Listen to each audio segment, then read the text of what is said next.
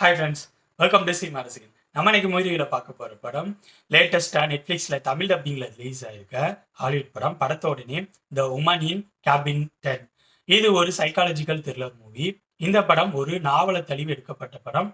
இந்த படத்தோட ஸ்டோரி என்ன, இந்த படம் எப்படி இருந்துச்சுங்கிறத பார்க்கறதுக்கு முன்னாடி நான் எப்போதும் ரெக்வஸ்ட் பண்ணுற மாதிரி என்னோட வீடியோ ஃபுல்லாக பாருங்கள். பிடிச்சிருந்தா லைக் பண்ணுங்க, கமெண்ட் பண்ணுங்கள், என்னோட சேனலை சப்ஸ்கிரைப் பண்ணுங்கள். அப்படியே என்னோட வீடியோஸ் எல்லாம் உங்களோட ஃப்ரெண்ட்ஸ், ஃபேமிலி மெம்பர்ஸ் எல்லாத்துக்கும் ஷேர் பண்ணுங்கள். உங்களோட சின்ன ஷேர் எனக்கு ரொம்ப சப்போர்ட்டாக இருக்கும். இந்த படத்தோட ஸ்டோரி என்னன்னா, ஹீரோயின் ஒரு ஜேர்னலிஸ்ட். ரீசெண்டாக அவங்க பண்ண ஆர்டிக்கல் ஒர்க் அவுட் ஆனதுனால கொஞ்சம் ஃபேமஸாக இருக்காங்க. அது மட்டும் இல்லாமல் ரீசெண்டாக ஒரு பொண்ணு தண்ணியில் மூழ்கி சாகிறத அவங்க பார்த்துருப்பாங்க. அதனால டிப்ரெஷன்லேயும் இருப்பாங்க. ஸோ இந்த டிப்ரெஷன்லேருந்து வெளியில் வர்றதுக்காக கொஞ்சம் பிரேக் எடுத்துக்க சொல்லி அவங்களோட இன்சார்ஜும் சொல்லுவாங்க. அதே டைமில் அவங்களுக்கு ஒரு ட்ரிப்புக்கான இன்வைட் வந்திருக்கும். அந்த ட்ரிப்பு போட்டில் பிளான் பண்ணியிருப்பாங்க. அது யார் பிளான் பண்ணியிருப்பாங்கன்னா, அரோரா ரிச்சர்ட் அப்படிங்கிற ஒரு பணக்கார தம்பதி வந்து பண்ணியிருப்பாங்க. அதுக்கு காரணம் அரோராங்கிறவங்க வந்து ஒரு கேன்சர்னால பாதிக்கப்பட்டிருப்பாங்க. கிட்டத்தட்ட சாக போகிற சூழ்நிலையில் இருப்பாங்க.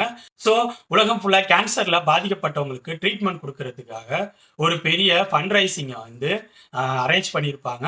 அதில் அமௌண்ட் கொடுத்தவங்க எல்லாத்துக்கும் தேங்க் பண்ணுறதுக்காக அவங்களோட சொந்த போட்டில் இந்த ட்ரிப்பை பிளான் பண்ணியிருப்பாங்க. இந்த ஈவெண்ட்டை ஆர்டிக்கலாக கவர் பண்ணுறதுக்கு தான் ஜேர்னலிஸ்ட் வந்து இன்வைட் பண்ணியிருப்பாங்க. ஸோ இந்த ட்ரிப்பை ஹீரோயின் தன்னோட பிரேக்குக்காகவும் யூஸ் பண்ணிட்டு அப்படியே உங்களை பற்றிய டீட்டெயில் கலெக்ட் பண்ணி ஆர்டிக்கல் ரெடி பண்ணலாம் அப்படின்னு சொல்லிட்டு அந்த ட்ரிப்புக்காக அந்த யாட்சிக்கு வந்து போகிறாங்க. அங்கே போன பிறகு பணக்காரங்களா அந்த யாட்சிக்கு வராங்க. ட்ரிப்பு ஸ்டார்ட் ஆகுது. ட்ரிப் போயிட்டு இருக்கப்ப மிட் நைட்டில் யாரோ ஒருத்தவங்க தண்ணிக்குள்ளே விழுவுற மாரி இவங்களுக்கு சவுண்ட் கேட்குது. ஸோ அவங்க ஏந்திரிச்சு அரைகுறையாக பார்க்குறாங்க. யாரோ ஒருத்தவங்க தண்ணிக்குள்ளே விழுவுறது தெரியுது. ஸோ ஷிப்பில் இருக்க எல்லாரையுமே எழுப்புறாங்க. எல்லாரையும் ரொம்ப சவுண்ட் பண்ணி இந்த மாதிரி தண்ணிக்குள்ளே யாரோ தவறி இருந்துட்டாங்க அப்படின்னு சொல்லி எல்லாரையும் எழுப்புறாங்க. எல்லாரும் எழுந்திரிச்ச பிறகு கேப்டன் ஷிப்பில் இருக்க எல்லாரையும் செக் பண்ணுறாங்க. பட் செக் பண்ணி பார்க்குறப்ப ஷிப்பில் வந்த கெஸ்ட் எல்லாருமே இருக்காங்க, யாரும் தண்ணிக்குள்ளே வெளியில அப்படிங்கிற மாதிரி சொல்றாங்க. ஸோ ஹீரோயினுக்கு ஒண்ணுமே புரியல. அங்க இருக்கிறவங்க எல்லாம் ஹீரோயின் தான் டிப்ரெஷன்ல இந்த மாதிரி பண்றாங்க அப்படிங்கிற மாதிரி சொல்றாங்க. பட் ஹீரோயினோட ஆள் மனசு இல்ல, தனிக்குள்ள யாரோ ஒருத்தவங்க விழுந்திருக்காங்க அப்படின்னு சொல்லிட்டு ஸ்ட்ராங்காவே இருக்காங்க. இதுக்கப்புறம் படத்தில் நடக்கிற சம்பவங்கள் தான் த உமன் இன் கேபின் 10. இந்த படத்தோட பாசிட்டிவ்ஸ் அண்ட் நெகட்டிவ்ஸை கலந்து ரொம்ப ஷார்ட்டாக பார்த்துருவோம். ஃபர்ஸ்ட் இந்த படத்தில் ஒர்க் அவுட் ஆன விஷயம்னு சொன்னால், படத்தோட ஸ்க்ரீன் பிளேல ஸ்டார்டிங்லேருந்து 50 மினிட்ஸ் வரைக்கும் போகிற விஷயங்கள், அந்த சீன்ஸ் எல்லாமே படத்தோட ஸ்க்ரீன் பிளேல சுவாரஸ்யமாக இருக்கிற மாதிரி இருந்துச்சு. படம் 1 hour 40 மினிட்ஸ் கிட்ட இருக்கும். இதில் படத்தோட ஸ்டார்டிங்லேருந்து 55 மினிட்ஸ் வரைக்கும் படம் போகிறப்ப நல்லா போகிற மாதிரி தான் இருந்துச்சு. ஓரளவு சுவாரஸ்யமாக இருந்துச்சு. அந்த 55 மினிட்ஸ் கிட்ட ஒரு ட்விஸ்ட் வரும். அந்த ட்விஸ்ட் நல்லாவே இருந்துச்சு. நான் கெஸ் பண்ணல, நல்ல ட்விஸ்டாக தான் இருந்துச்சு. ஸோ அந்த ட்விஸ்ட் வரைக்கும் படம் சுவாரஸ்யமாக போகிற மாதிரி இருந்துச்சு. ஸ்க்ரீன் பிளேயும் நல்லா பண்ணியிருந்தாங்க. அடுத்ததாக இந்த படத்தோட டெக்னிக்கல் விஷயங்கள் இந்த படத்துக்கு சப்போர்ட்டாகவே இருந்துச்சு. இந்த படத்தோட மிஸ்ட்ரி எலமெண்ட்ஸ் வர சீன்ஸ்ல எல்லாத்துலேயும் பேக்ரவுண்ட் மியூசிக் நல்லா இருந்துச்சு. ஒரு யாட்சில் தான் இந்த படத்தோட ஃபுல் ஸ்க்ரீன் பிளே போகும். அதில் ஒளிப்பதிவுங்கிற வகையில் படத்துக்கு சப்போர்ட் பண்ணியிருக்காங்க. பேரலாக எடிட்டிங்கும் படத்தோட ஃப்ளோவுக்கு சப்போர்ட் பண்ணியிருக்கு. அடுத்ததா இந்த படத்தில் நடிச்சவங்களோட பர்ஃபார்மன்ஸ் என்னை பொறுத்த வரைக்கும் நல்லா தான் இருந்துச்சு. எல்லாரும் அவங்களுக்கு கொடுத்த கேரக்டரை நீட்டாகவே ஹேண்டில் பண்ணியிருந்தாங்க. அடுத்ததான் இந்த படத்தில் ஒர்க் அவுட் ஆகாத விஷயங்கள்னு சொல்லலாம். இந்த படத்தோட ஸ்க்ரீன் பிளேயில் இருக்க 2 விஷயங்கள்.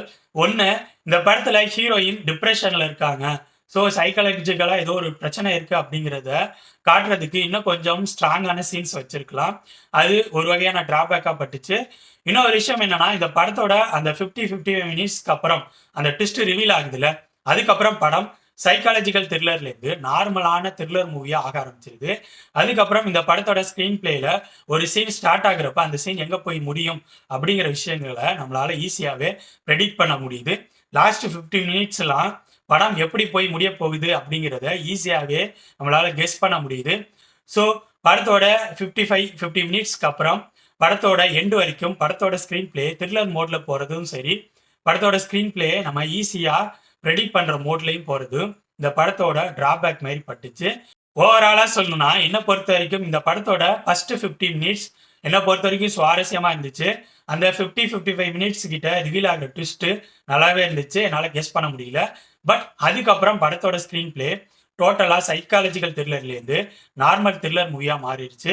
ஸோ அந்த இடங்கள்லாம் படத்தோட ஸ்க்ரீன் பிளேல இருந்த சுவாரஸ்யம் டோட்டலாக டவுன் ஆக ஆரம்பிச்சு, டோட்டலாக சுவாரஸ்யம் இல்லாமல் சுமாராக போய் முடிஞ்ச மாதிரி தோணுச்சு.